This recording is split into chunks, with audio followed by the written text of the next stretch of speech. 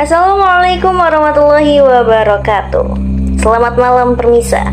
Jurnalisme sejatinya hadir untuk menyampaikan kebenaran, menjaga objektivitas, serta menjadi penyeimbang kekuasaan dalam kehidupan demokrasi.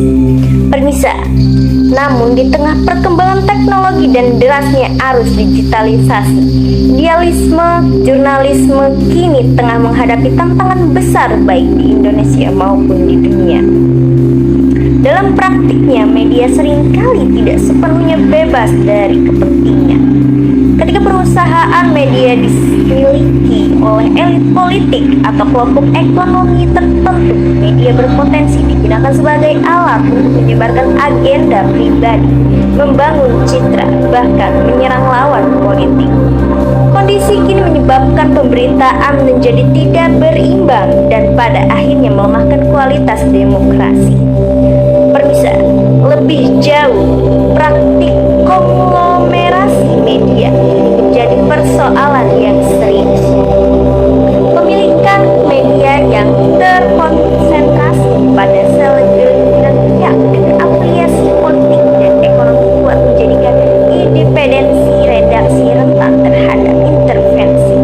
Media yang seharusnya berperan sebagai watchdog of power atau penjaga kekuasaan justru berubah menjadi alat legitimasi bagi kepentingan tertentu.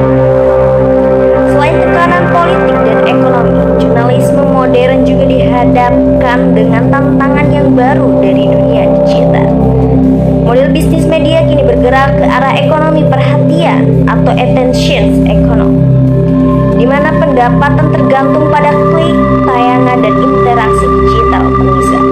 Fenomena ini menggeser prioritas redaksi dari akurasi dan verifikasi menjadi kecepatan, sensasi, dan viralitas. Akibatnya pemirsa, muncul praktik clickbait jurnalis, di mana berita dikemas dengan judul yang provokatif dan menggoda agar menarik perhatian pembaca. Namun sayangnya, nilai-nilai jurnalisme seperti kebenaran dan ketidakadilan seringkali terabaikan.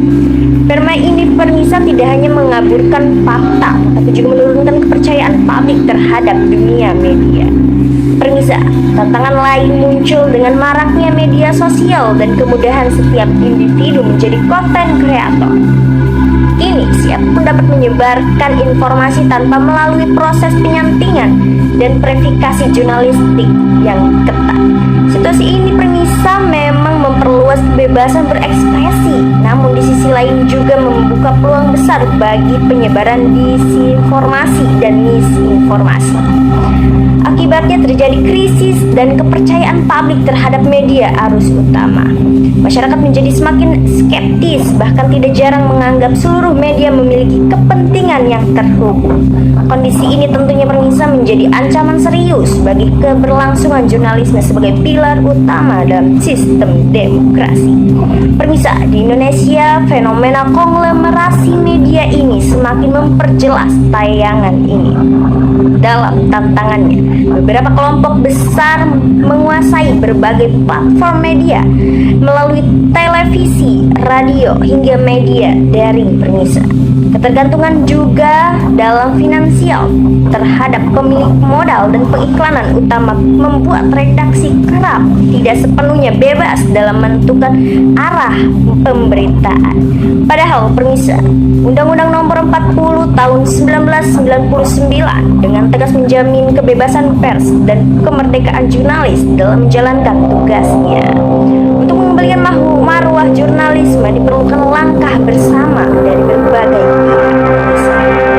Revitalisasi etika profesi, penguatan pendidikan jurnalistik berbasis data, serta reformasi relugasi kepemilikan media harus segera dilakukan. Jurnalisme perlu kembali berpegang pada nilai-nilai kebajikan permisa, seperti integrasi profesional, tanggung jawab sosial, serta keberpihakan pada kebenaran. Hanya dengan cara itu permisa media dapat benar-benar menjadi ruang publik yang independen, akuntabel, dan berpihak pada kepentingan masyarakat. Menjaga kebebasan pers bukan hanya tugas jurnalis, tetapi juga tanggung jawab kita semua sebagai warga negara. Kesatuan Republik Indonesia. Nah, tanpa pers yang merdeka, demokrasi akan kehilangan suaranya. Saya, Savana Dananero, terima kasih telah menyaksikan. Tetaplah bersama kami untuk informasi dan berita selengkapnya. Selamat malam dan sampai jumpa. Wassalamualaikum warahmatullahi wabarakatuh.